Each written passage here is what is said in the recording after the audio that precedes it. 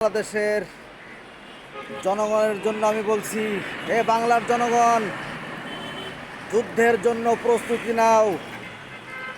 যে কোনো সময় ভারতের সঙ্গে আমার বাংলায় যুদ্ধ লাগতে পারে। মনের ভিতরে সাহস নিয়ে আসুক। 1971 সালে 30 লক্ষ রক্তের বিনিময়ে এই বাংলাকে স্বাধীন করেছিলাম, আর এখন সেই আবার যুদ্ধ যুদ্ধ।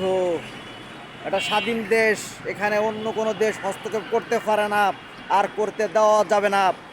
তাই আমি বাংলার মানুষের জন্য বলছি, তোমাদের বুকে সাহস নিয়ে যুদ্ধের জন্য প্রস্তুতি নাও।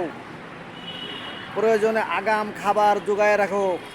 যার যার ঘরে ঘরে, বাড়িতে বাড়িতে আমরা সকলে একত্রিত হয়ে যুদ্ধের জন্য প্রস্তুতি নেই। আমার দেশ সোনার বাংলাদেশ, এদেশ স্বাধীন দেশ, স্বাধীন থাকবে। তাই যুদ্ধের জন্য, আবারও বলি, যুদ্ধের জন্য প্রস্তুতি নেই।